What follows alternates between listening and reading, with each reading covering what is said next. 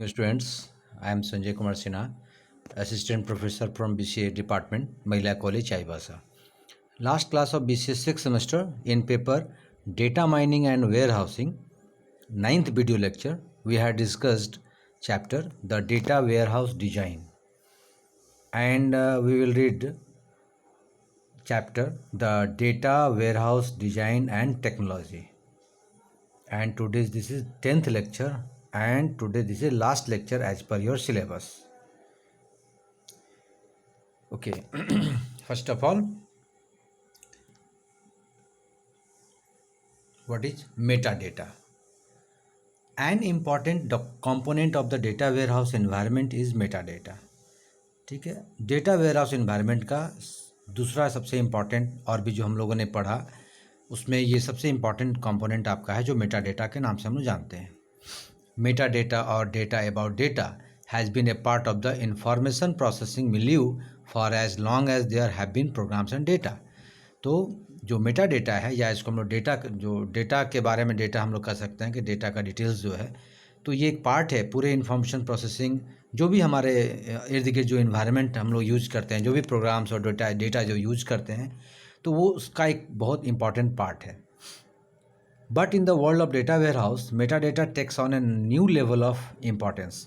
लेकिन अगर हम लोग कहते हैं जैसे तो डेटा हमारे इर्द गिर्द पूरे इन्वायरमेंट में सब जगह डेटा ही डेटा है, बट जो डेटा वेयर हाउसेस का अगर हम लोग वर्ल्ड में अगर दुनिया में अगर देखते हैं तो मेटा डेटा एक नया लेवल उसका महत्व है, उसका एक अलग जगह है उसका.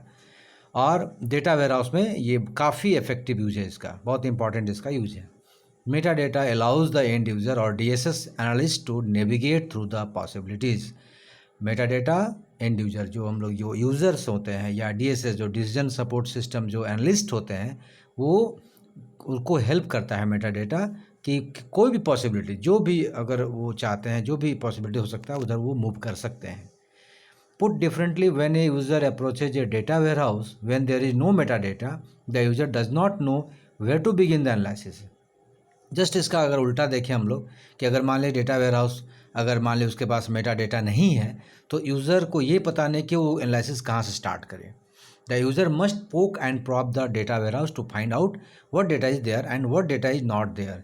तो यूज़र जनरली एक तरह से डेटा वेयर हाउस को बार बार एक तरह से उसको प्रॉप करता है, मतलब परेशान करता है, उसको प्रेशर डालता है कि आप पता करो कि डेटा कहाँ मतलब कहाँ है या कहाँ नहीं है. और ये एक तरह से टाइम वेस्टिंग है, एक तरह समझिए कि ये पता करने में उसको डेटा वेयर को टाइम लगेगा, टाइम वेस्टिंग है. Even after the user pokes around there is no guarantee that he or she will find the right data or correctly interpret the data encounter. और ये भी जबकि यूज़र बार बार ये बताना चाहता है कि इसका गारंटी नहीं है कि कोई भी राइट डेटा मतलब हम लोग उसको डेटा को हम लोग ढूंढ सकेंगे इसके द्वारा. अगर ये नहीं रहता है डेटा मेटा डेटा तो इतना आसान नहीं है डेटा को ढूंढना. So with the help of metadata, however, the end user can quickly go to the necessary data or determine that it is not there. Metadata के मदद से जबकि एंड यूज़र जो है जो जनरली सिंपल जो यूज़र होता है जो लास्ट में जो यूज करता है वो आसानी से डेटा ढूंढ सकता है या डिटरमाइन कर सकता है कि डेटा वहाँ है या नहीं. Metadata then acts like an index to the contents of the data warehouse. Simple जैसे बुक का हम लोग इंडेक्स होता है ना स्टार्टिंग में, उसके थ्रू हम लोग जा सकते हैं ना किसी पेज में. जस्ट लाइक उसी तरह से डेटा वेयर हाउस में भी ये इंडेक्स का काम करता है Meta data. It sits above the warehouse and keeps track of what is where in the warehouse. मतलब ये वेयर हाउस के एकदम ऊपर बैठता है और एक तरह से ट्रैक रखता है कि कौन कहाँ वेयर हाउस में कोई क्या चीज़ कहाँ पर रखा हुआ है. Typically items the metadata store track are as follows. और इस तरह से हम लोग जान सकते हैं मेटा डेटा में जो भी आइटम है वो क्या क्या ट्रैक स्टोर करके रख सकता है जिसका लिस्ट हमने यहाँ नीचे एक्सप्लेन किया है. देख सबसे पहला क्या है structure of data as known to the programmer. जो भी प्रोग्रामर जो प्रोग्राम लिखता है जो बना रहा है तो उसको ये बताता है कि डेटा का स्ट्रक्चर किस तरह से होना चाहिए और कैसा यूज करना है. प्रोग्रामर को इससे हेल्प मिलता है. Structure of data is known to the DSS analyst. DSS analyst जो डिसीजन सपोर्ट सिस्टम जो एनालिस्ट होते हैं उनको भी यहाँ से डेटा स्ट्रक्चर मालूम चल पाता है. Source data feeding the data warehouse. Data warehouse में जो डेटा स्टोरेज है उस कहाँ से डेटा को फीड करना है कहाँ से उसमें इनपुट करना है वो भी यहाँ से पता चलता है. Transformation of data as it passes into the data warehouse. और डेटा का अगर ट्रांसफॉर्मेशन अगर उसका अलग उसको जस्ट ट्रांसफॉर्म करना है तो भी डेटा वेयर हाउस में हम लोग इसके थ्रू कर सकते हैं, मेटा डेटा के थ्रू। डेटा मॉडल, ये एक डेटा मॉडल भी बता सकता है Meta data.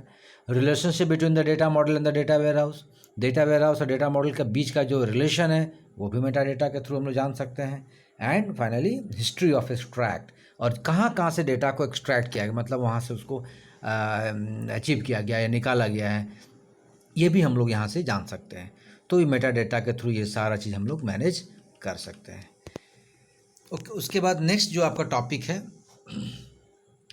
ग्रैन्युलरिटी in the data warehouse, ये एक चैप्टर है जो आपका उसी के लास्ट नेक्स्ट चैप्टर जो है granularity in the data warehouse. Granularity हम लोग पढ़ चुके हैं पहले, तो डेटा वेयर हाउस में हम लोग को जानना है कि ग्रैन्युलरिटी में क्या है, और उसमें जो टॉपिक है raw estimates.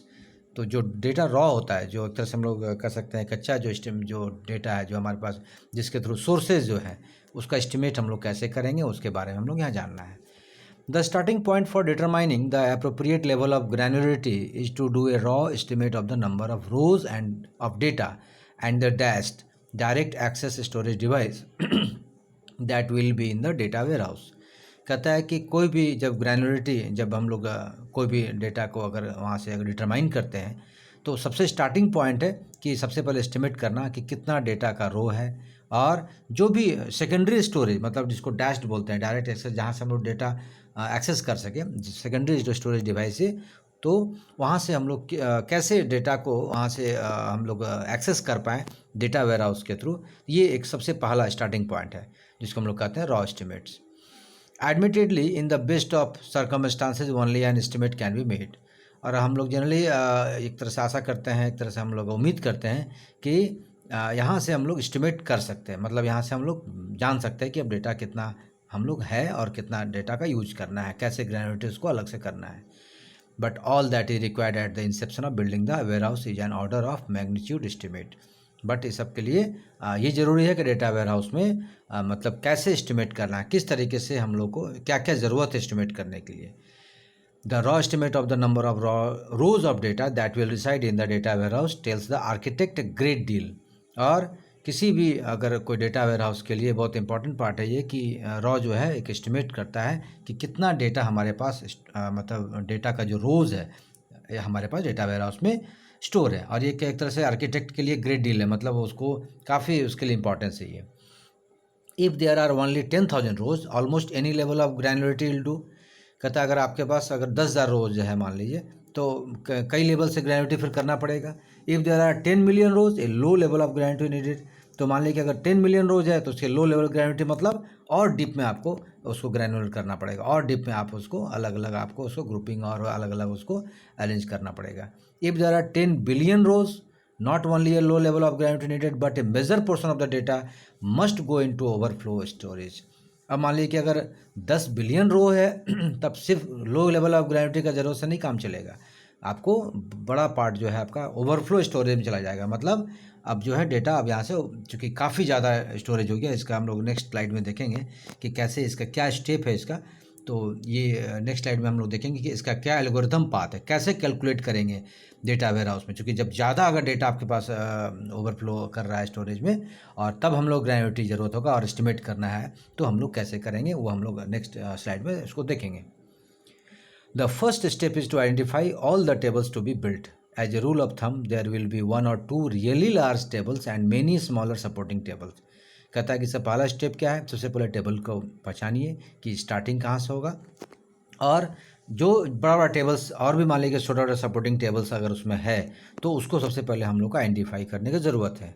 Next estimate the size of the row in each table. और हर एक टेबल में जाकर फिर हम लोग उसके रो का साइज हम लोग एस्टिमेट करेंगे। It is likely that the exact size will not be known. ये एग्जैक्ट पता है कि हम लोग एग्जैक्ट साइज हम लोग को पता नहीं है। A lower bound estimate and an upper bound estimate are sufficient. तो उसमें एक हम लोग लोअर बाउंड एस्टिमेट मतलब मिनिमम और मैक्सिमम, ये हम लोग वहाँ पर एक एस्टिमेट कर लेंगे।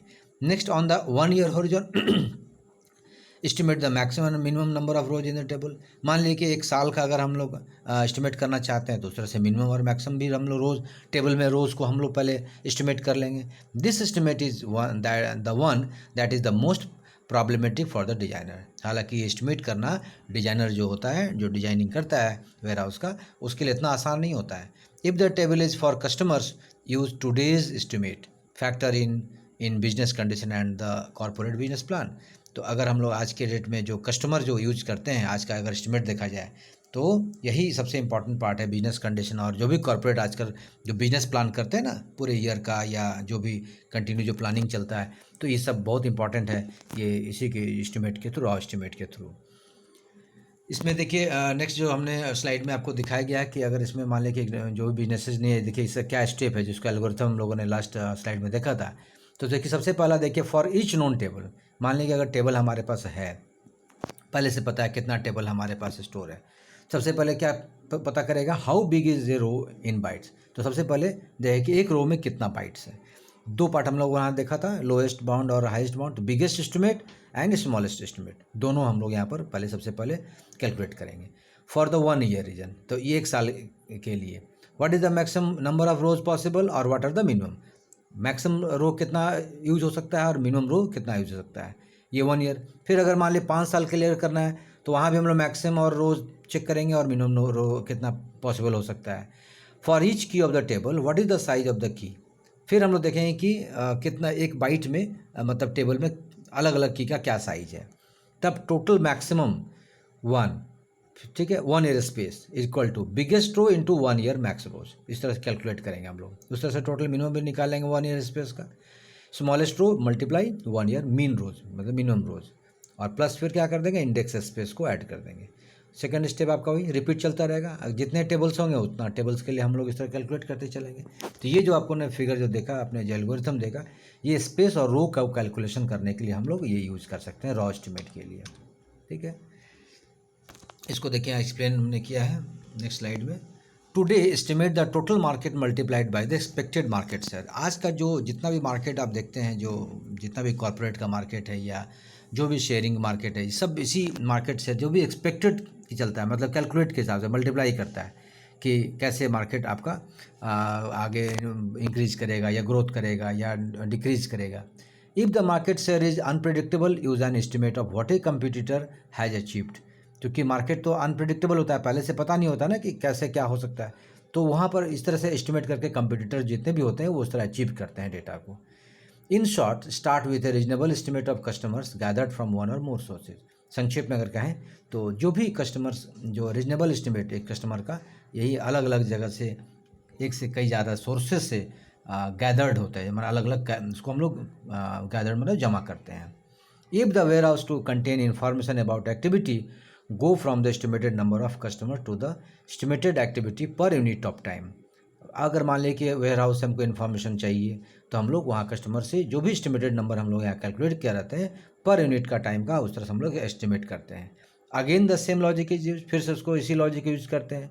Looking at current business profile, एक computers profile, economic projection and so forth. यही लॉजिक हम लोग जनरली अभी का मान लीजिए बिजनेस का जो प्रोफाइल है या कंप्यूटर सब अलग अलग वो लोग किस तरह यूज कर रहे हैं, इकोनॉमिक अगर प्रोजेक्शन करना है कि कैसे हमारा ग्रोथ होगा, इस तरह से ये बहुत सारा चीज़ हम लोग इस तरह से एस्टिमेट कर सकते हैं।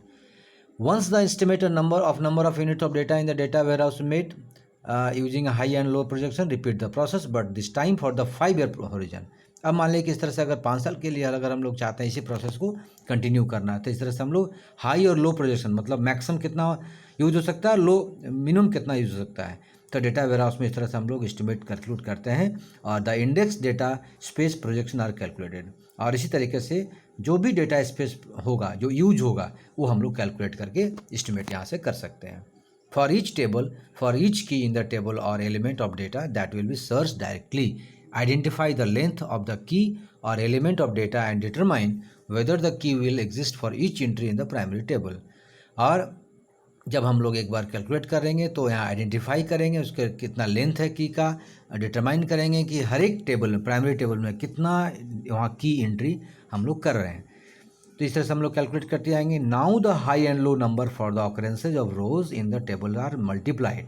अब जो भी हाई और लो मतलब मैक्सिमम और मिन जो भी रोज यहाँ पर यूज होंगे उसको मल्टीप्लाई करते जाएंगे हम लोग respectively by the maximum and minimum length of data, और साथ साथ हम लोग उसके लेंथ भी कैलकुलेट करते चलेंगे, जो मैक्सिमम लेंथ होगा या मिनिमम लेंथ होगा। In addition the number of index entries is multiplied by the length of the keys and added to the total amount of data in order to determine the volume of data that will be required। इस तरीके से हम लोग जो भी indexing हम लोग यहाँ पर कैलकुलेट करेंगे, जो भी हम लोग जितना डेटा अगर यूज होगा रो वाइज, तो रिक्वायरमेंट के हिसाब से यहाँ पर हम लोग डिटरमाइन करते चलेंगे। A word of caution, estimates projecting the size of the data warehouse almost always are low. मतलब एक सावधानी यहाँ पर अलर्ट किया गया है कि डेटा वेयर हाउस में हमेशा जो भी एक प्रोजेक्ट मतलब मिनिमम लेके चलेंगे लो, क्योंकि मैक्सिमम लेके चलेंगे तो हो सकता है हमारा प्रोजेक्ट में प्रॉब्लम होगा, मतलब जो हम एस्टिमेट करेंगे वहाँ थोड़ा प्रॉब्लम आ सकता है, इसलिए लोएस्ट हम लोग लेके चलेंगे। Furthermore the growth rate of the warehouse is usually faster than the projection. और आगे हम जैसे जैसे वेयर हाउस में हम लोग प्रोजेक्शन करते जाएंगे वैसे वैसे वो फास्टर होते जाएगा, ग्रोथ रेट उसका बढ़ते जाएगा। तो ये एक जो हम लोगों ने पढ़ा वो था आपका रॉ एस्टिमेट कि कैसे डेटा वेयर हाउस से हम लोग अगर रॉ का जो भी हमारे पास डेटा सोर्सेज है उसे कैसे हम लोग कैलकुलेट करके और उसका एस्टिमेट हम लोग कर सकते हैं। एक सिंपल छोटा सा एक टॉपिक है जो आपका यहाँ पर सिलेबस में दिया हुआ था, input to the planning process. इसी के दौरान चूँकि जो प्लानिंग हम लोग करेंगे प्रोसेस करने के लिए, तो एक इनपुट हम लोग कैसे करेंगे, सिंपल छोटा सा इसका टॉपिक है ये। The estimate of rose and dash, जो हम लोग अभी जो हम लोगों ने एस्टिमेट हम लोग कर रहे थे रोज़ के हिसाब से, और डैश जो हम लोग यूज किया था, then serves as input to the planning process. तो किसी भी प्लानिंग के प्रोसेस के लिए यही दोनों इनपुट है, जो एस्टिमेट ऑफ रोज और डैश। ठीक है, डायरेक्ट एक्सेस स्टोरेज डिवाइस जो हम लोगों ने जस्ट इसके पहले पढ़ा था, जो सेकेंडरी स्टोरेज में जो स्टोरेज किया रहता है, ये दोनों का कैलकुलेशन ही हमारा इनपुट है किसी भी प्लानिंग प्रोसेस के लिए। When the estimates are made, accuracy is actually important only to the order of magnitude. जैसे एस्टिमेट एक बार हम लोग कैलकुलेट कर लेते हैं, यही हमारे लिए इंपॉर्टेंट है कि अब यहाँ से हम लोग जो भी जैसे जैसे ज़रूरत होगा वैसे वैसे हम लोग इसको आगे की ओर प्लानिंग करते चलेंगे। A fine degree of accuracy here is a waste of time. और लेकिन अगर हम लोग कहें कि यहाँ से कि इसके थ्रू हम लोग एक्यूरेट हर एक काम जो भी होगा एक्यूरेट होगा, तो ये हम लोग तरह वेस्ट ऑफ टाइम है, मतलब ये कोई ज़रूरी नहीं है कि वो एक्यूरेट हो। तो चूँकि कैलकुलेशन होता जाएगा प्रोजेक्शन के हिसाब से, ग्रोथ रेट बढ़ता चले जाएगा, प्रोजेक्टिंग जैसा होगा हमारा वो प्लानिंग प्रोसेस आगे की ओर चलते चले जाएगा। लेकिन बट ये इनपुट है। तो ये एक सिंपल टॉपिक था। अब जो नेक्स्ट आपका टॉपिक है डेटा इन ओवरफ्लो, क्वेश्चन मार्क दिया हुआ है, क्योंकि ओवरफ्लो मतलब डेटा कैसे ओवरफ्लो होगा, किस तरह से होगा, ठीक है, किस तरह जानेंगे कि डेटा ओवरफ्लो हो रहा है। Once the raw estimate has to size of the data warehouse is made, the next step is to compare the total number of rows in the warehouse environment to the charts. Just इसके पहले हम लोग जो raw estimate हम लोगों ने पढ़ा था, तो वहाँ था ना एक आया था कि ओवरफ्लो हो सकता है, तो उस कंडीशन में क्या होगा, ये अब यहाँ से एक स्टेप है कंपेयर करना है कि जो भी हमारे पास total number of warehouse environment में जितना भी नंबर ऑफ रोज हमारे पास है, अब उसमें कंपेयरिंग करेंगे। Depending on how many total rows will be warehouse environment, different approaches to design development and storage are necessary. जितना टोटल रोज हमारे पास एनवायरमेंट में है, अब चूँकि इसके थ्रू अलग अलग हमारे पास प्रोसेस है जिसके थ्रू डिजाइनिंग कर सकते हैं, डेवलप कर सकते हैं और स्टोरेज कर सकते हैं जो ज़रूरत के हिसाब से होगा। फॉर द 1 ईयर हॉरिजन, मान लें कि 1 साल के लिए अगर हम लोग देखें, तो if the number of row total fewer than 1 कितना है देखिए 1 लाख जो भी है, practically any design and implementation will work and no data will have to go to overflow. अगर हम लोग कहते हैं 1 साल के लिए अगर हम लोग देखें तो इतना जो भी यहाँ पर डेटा यहाँ पर हम लोग शो किया, रोड जो शो कर रहे हैं, तो ये जो है ओवरफ्लो के लिए नहीं होगा। If there will be 1 million, ठीक है, टोटल रोज ऑफ और fewer, design must be done carefully. अब जैसे जैसे देखिए डेटा बढ़ रहा है, तो अब हम लोग को यहाँ से डिजाइन कर सावधानी से करना पड़ेगा। And it is unlikely that any data will have to go into overflow, क्योंकि अब यहाँ से डेटा हमारा ओवरफ्लो हो सकता है, मतलब डेटा एक्सेस हो मैक्सिमम अब यहाँ से चूँकि अब बढ़ते जा रहा है तो ओवरफ्लो होने का चांसेस बढ़ जाएगा। If the total number of rose will exceed 10 million, अगर मान ली 10 मिलियन से भी ज़्यादा हो जाएगा, design must be done carefully and is likely that at least some data will go to overflow. तो अब यहाँ से आप बहुत सारा चांसेस रहेगा कि चूँकि 10 मिलियन से ज़्यादा होगा तो एक तो केयरफुली करना पड़ेगा, बट यहाँ से ओवरफ्लो होने का भी चांसेस हो सकता है। And if the total number of rows in the data warehouse environment is to exceed 100 million rows, surely a large amount of data will go to overflow or storage। मान लें 100 million रोज मतलब बहुत ज़्यादा data अगर हो गया तो confirm है कि अब यहाँ से स्टोरेज जो है ओवरफ्लो आपका फुल हो सकता है और डेटा ओवरफ्लो हो सकता है। And a very careful design implementation of the data warehouse is required. अब इस जगह से तो 100% आपको डिजाइनिंग जो है और इम्प्लीमेंटेशन करना मतलब कंपलसरी हो जाएगा कि वहाँ डेटा वेयर हाउस में अब आपको बहुत सावधानी से देखना पड़ेगा, डिजाइनिंग करना पड़ेगा, इम्प्लीमेंट करना पड़ेगा। On the 5 year horizon the total shift by amount about an order of magnitude, चूँकि 1 साल के लिए हम लोग बात कर रहे थे, लेकिन जब 5 ईयर होरिजन होगा तो क्लियर है कि उसका फिर वो और रेंज जो है मतलब उसके हिसाब से कम हो जाएगा। तो the theory is that after 5 years this factor will be in place. तो अगर मान लीजिए 5 साल के लिए अगर हम लोग करते हैं तो देखिए इसके लिए थ्योरी क्या चेंज हो जाएगा। There will be more expertise available in managing the data warehouse volume of data. चूँकि 5 साल के लिए बहुत ज़्यादा अगर एक्सपर्टाइज, और हम लोग को जो भी डेटा वेयर हाउस हमारे पास होगा, डेटा बढ़ते जाएगा, उसको मैनेज करना के लिए एक्सपर्ट हम लोग को होना पड़ेगा। Hardware cost will be have drop to some extent. कभी कभी हार्डवेयर कॉस्ट भी एकदम मतलब डाउन हो जाएगा, क्योंकि काफ़ी अब डेटा चूँकि मैनेज करना है। मोर पावरफुल सॉफ्टवेयर टूल भी विल बी अवेलेबल। उस जगह में आपको मैक्सिमम पावरफुल सॉफ्टवेयर भी यहाँ अवेलेबल रखना पड़ेगा। The end user will be more sophisticated. और जो एंड यूजर होगा, इसलिए वो जो यूज करेगा उसके लिए आसान हो जाएगा। All of these factors point to a different volume of data that can be managed over a long period of time। और इस तरह ये सब के चलते हम लोग ज़्यादा देर तक हम लोग डेटा को, बहुत बड़ा भी डेटा अगर हमारे पास है तो उसको हम लोग मैनेज कर सकते हैं। Unfortunately, it is almost impossible to accurately forecast the volume of data into a 5 year horizon।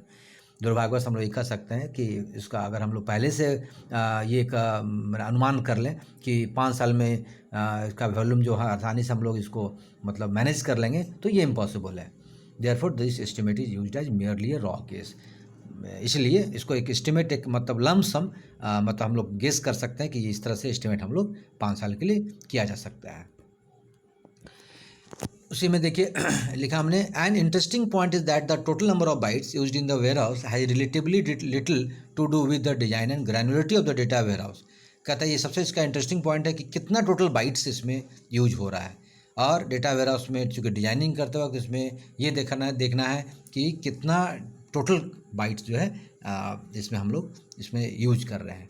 In other words, it does not particularly matter whether the record being considered is 25 bytes long as or 250 bytes long। कहता है दूसरे शब्द में देखा जाए तो ये matter नहीं करता है कि 25 बाइट है या 250 बाइट है। Of course if the record being considered is मतलब 25 बाइट और 250 बाइट में कोई फ़र्क नहीं पड़ेगा, बट अगर 250,000 बाइट्स अगर लंबा हुआ then the length of the record make a difference. तब उस कंडीशन में रिकॉर्ड का डिफरेंस आ जाएगा। Not many records of that size are found in the data warehouse environment. However the reason for the indifference to record size as much to do with the indexing of data as anything else। मतलब ये वही important है कि अलग अलग difference आता है, क्योंकि जब बहुत सारे रिकॉर्ड जब हो जाएंगे तो डेटा वेयर हाउस में इंडेक्सिंग करना थोड़ा आसान नहीं होगा। The same number of index entry is required regardless of the size of the record being index. तो उस तरह से इंडेक्स करना, उसको रिकॉर्ड चूँकि मेंटेन करना है इसलिए इंडेक्सिंग करना पड़ेगा। Only under exceptional circumstances does the actual size of the record being index play a role in determining whether the data warehouse should go into overflow. इसीलिए इस तरह का जो भी हम लोग को इंडेक्सिंग करना हो ताकि वो डिटरमाइन कर सके डेटा मतलब ओवरफ्लो नहीं हो, डेटा वेयर हाउस में डेटा का ओवरफ्लो का प्रॉब्लम नहीं हो। तो ये एक तरह से हम लोगों ने यहाँ पढ़ा डेटा इन ओवरफ्लो के बारे में जाना। नेक्स्ट जो टॉपिक आपका है और जो आपका आई थिंक लास्ट जो आपका चैप्टर है the data warehouse and technology, ठीक है, उसमें 2 टॉपिक पढ़ना है आपको, managing large amounts of data and managing multiple media.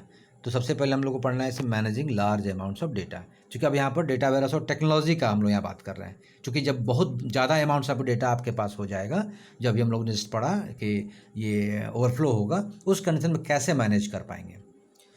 तो देखिए यहाँ पर हमने लिखा है prior to data warehousing the terms terabytes and petabytes are were unknown. Data capacity was measured in megabytes and gigabytes. Generally होता क्या था डेटा वेयर हाउसिंग में, पहले ये टेराबाइट्स और पेटाबाइट्स जो आज आप लोग सुनते हैं, ठीक है, ये जनरली अब तो और भी आ गया जेटाबाइट्स और भी कई सारे इसका चूँकि स्टोरेज इसका एरिया बढ़ रहा है तो इसका जो साइज़ बढ़ते जा रहा है।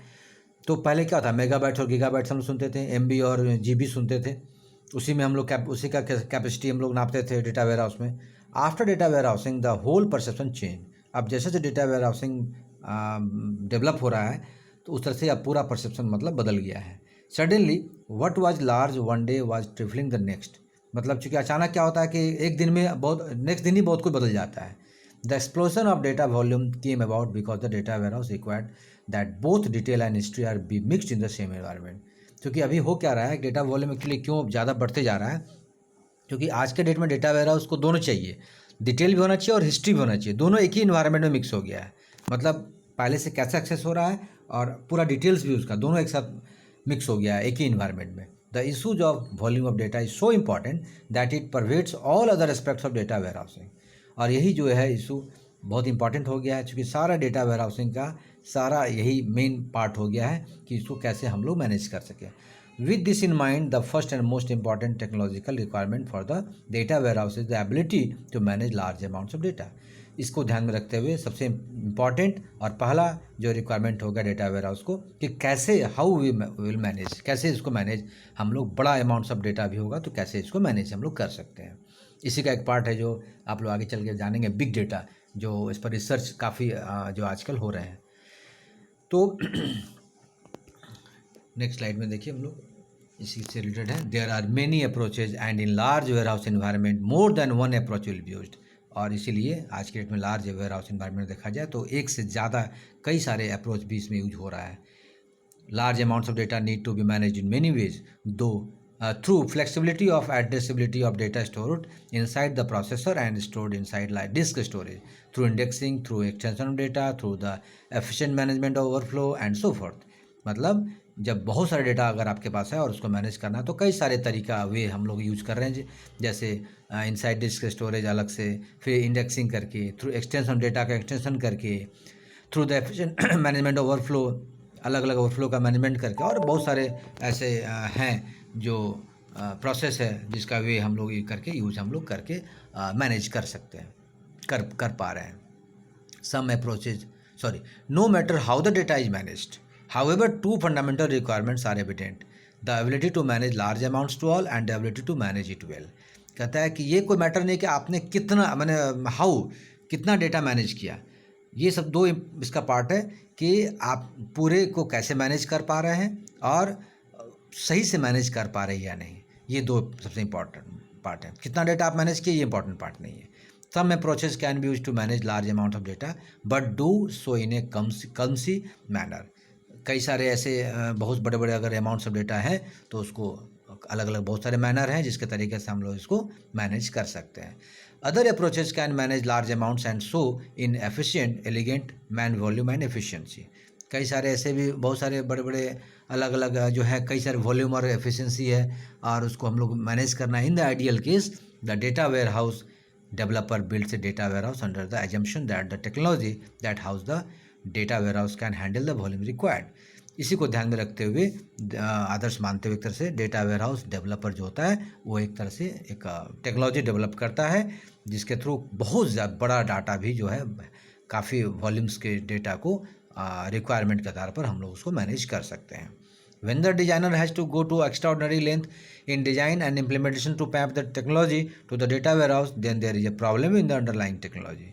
जब जैसे डिजाइनर अगर बहुत ज़्यादा अगर लेंथ का डिजाइनिंग किया है और इम्प्लीमेंट करना चाहता है टेक्नोलॉजी में, डेटा वेयरहाउस में, तो उसको इस तरह का टेक्नोलॉजी अगर नहीं रहे तो उसको प्रॉब्लम फेस करना पड़ता है। When technology is an issue, it is normal to engage more than one technology। Clear है, जब टेक्नोलॉजी अगर इशू होगा तो क्लियर है कि इससे आपको ज़्यादा टेक्नोलॉजी यूज करना पड़ेगा।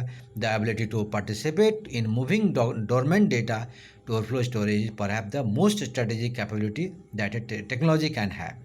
और चूँकि वो जितनी टेक्नोलॉजी हम लोग यूज करेंगे तो उसको बहुत ज़्यादा डेटा अगर स्टोरेज अगर आपका ओवरफ्लो हो रहा है तो वहाँ पर ये टेक्नोलॉजी के थ्रू हम लोग कैपेबिलिटी होना चाहिए ताकि उसको मैनेज किया जा सके। Of course beyond the basic issue of technology and its efficiency is the cost of storage and processing. Simple है, जब कई सारे टेक्नोलॉजी इसके पीछे जब यूज होगा तो क्लियर है कि उसका स्टोरेज का जो कॉस्टिंग है और प्रोसेसिंग है वो भी आगे इंक्रीज करेगा। तो ये जो था, जो हम लोग को मैनेज कैसे बड़े बड़े अमाउंट्स डेटा को मैनेज करना है वो हम लोग को यहाँ पर हम लोगों ने देखा। लास्ट जो आपका टॉपिक है मैनेजिंग मल्टीपल मीडिया। अब मान लें कि अलग अलग तरीके से कई सारे मीडिया अगर मैनेज करना चाहते हैं तो उसको कैसे करेंगे। इन conjunction with managing large amounts of data efficiently and cost effectively, the technology underlying the data warehouse must handle multiple storage media। तो अभी हम लोगों ने जस्ट इसके ऊपर पढ़ा कि कई सारे जब डेटा वॉल्यूम और डेटा को हम लोगों को मैनेज करना है तो कॉस्टिंग भी है उसका, डेटा भी यूज करेंगे जब, तो डेटा वेयरहाउस को कई सारे स्टोरेज मीडिया को भी हैंडल करना पड़ेगा जो टेक्नोलॉजी हम लोग यूज करेंगे। It is insufficient to manage a mature data warehouse on direct access storage device dashed alone. मतलब ये कहता है कि ये सिर्फ डैश के थ्रू हम लोग इसको मैनेज नहीं कर सकते हैं, जिसको डायरेक्ट एक्सेस स्टोरेज डिवाइस, जो सेकेंडरी स्टोरेज डिवाइस को बोल सकते हैं, तो उसके थ्रू हम लोग पूरा डेटा वेयर हाउस को मैनेज हम लोग नहीं कर सकते हैं। Following is a hierarchy of storage of data in terms of speed of access and cost of storage. नीचे अभी जस्ट हम लोग एक स्लाइड में हम लोग पढ़ेंगे नेक्स्ट में कि कैसे इसको हम लोग आसानी से मतलब स्पीड से एक्सेस कर सकते हैं और स्टोरेज का कॉस्ट को भी हम लोग मेंटेन कर सकते हैं। तो देखिए इसका कुछ टॉप पॉइंट है। पहला पॉइंट है main memory very fast very expensive. Clear है, जब मेन मेमोरी काफ़ी फास्ट होगा तो एक्सपेंसिव भी होगा। Expanded memory very fast expensive. Memory जब एक्सपेंड करेंगे, ज़्यादा अगर मेमोरी उसमें अटैच करेंगे तो भी एक्सपेंसिव होगा। कैश वेरी फास्ट जो एक्सपेंसिव, तो मेमोरी जो एक्सपेंड करेंगे तो कैश मेमोरी भी बढ़ेगा, तो भी एक्सपेंसिव होगा। डैश्ड को भी फास्ट मॉडरेट, उसको भी हम लोग मॉडरेट करना पड़ेगा। Magnetic tape not fast not expensive, तो अगर मैग्नेटिक टेप फिर अगर फास्ट नहीं है तो एक्सपेंसिव नहीं होगा। ऑप्टिकल डिस्क अगर स्लो है, नॉट स्लो नॉट एक्सपेंसिव, ठीक है। फीके स्लो चीप, ठीक है। तो इस तरह से ये सारा जो हम लोगों ने यहाँ पर देखा, तो ये अलग अलग जो है इसके थ्रू हम लोग मल्टीपल मीडिया को हम लोग मैनेज कर सकते हैं। और the volume of data in the data warehouse and the differences in the probability of access dictate that a fully populated data warehouse is reside on more than one level of storage। इस तरह से data warehouse में बहुत अगर ज़्यादा data है तो हम लोग उसको एक्सेस कर सकते हैं, और फुल्ली डेटा वेयरहाउस में हम लोग एक से ज़्यादा लेवल का स्टोरेज को हम लोग मेंटेन कर सकते हैं। तो हम लोगों ने जो आज पढ़ा कंप्लीट, हम लोगों ने इस आज आपके पेपर को कंप्लीट हम लोग किया। डेटा वेयरहाउस डिज़ाइन और टेक्नोलॉजी को हम लोगों ने यहाँ पर देखा। तो इस तरह से ये data binding and warehousing जो पेपर आज यहाँ कंप्लीट होता है। Okay, thank you.